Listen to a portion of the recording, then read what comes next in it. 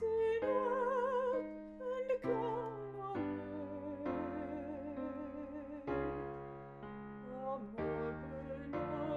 Amor and know not what was done to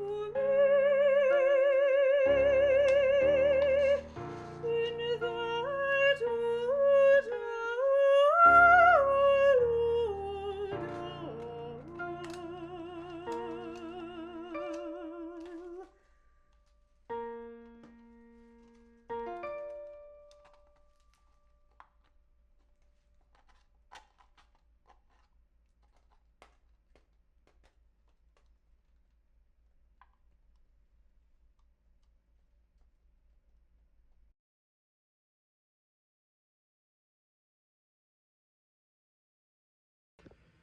Hey everyone, I just finished completing this paint and sing. We still got some fresh paint dripping down there. Gotta clean that off my floor. But I wanted to talk a little bit about why I did this piece, because it's not the first time that I've done this piece this month. Barring the first time I did it just now for recording and then didn't like it, didn't finish it, and just wiped it off.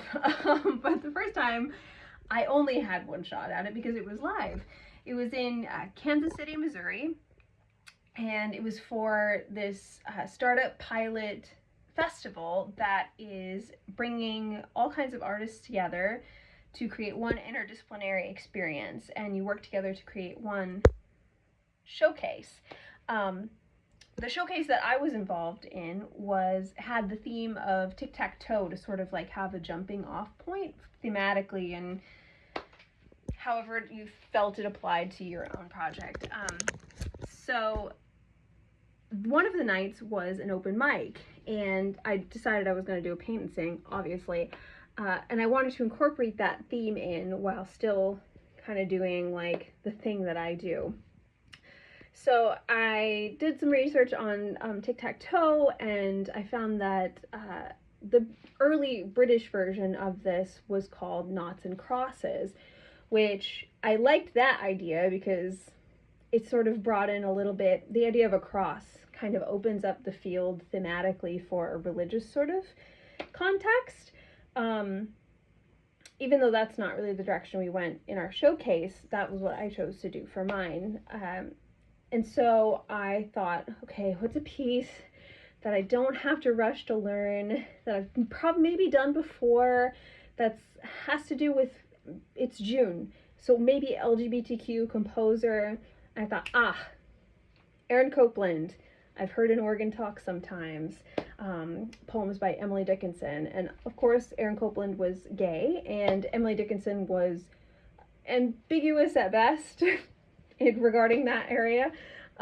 So I thought it was a great piece. I loved the piece, and it gave me some time to sort of like create this cathedral, like glass, like stained glass sort of feeling. And of course we had to incorporate the rainbow because it's Pride, and like I know a lot of people misuse it and use it just for like money, but I mean, it's fabulous in and of itself, like without all that extra baggage that it has acquired in corporate America. So that's sort of where this came from, and I'm sure I could probably find more connections as to why this is cool, but those were the main points, and I just wanted to talk about that because the recording that we had from the Kansas City Festival was not really usable. I wanted to put it up, but it was far away, so you couldn't really see, and also the sound wasn't working when I was the first one, so, and the sound wasn't working at the beginning.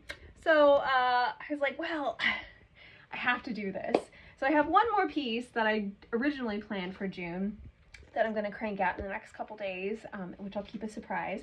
But here is the first piece, which I did early this month, that also applies to Pride. So happy Pride, and happy painting, and happy singing, and hope you enjoy.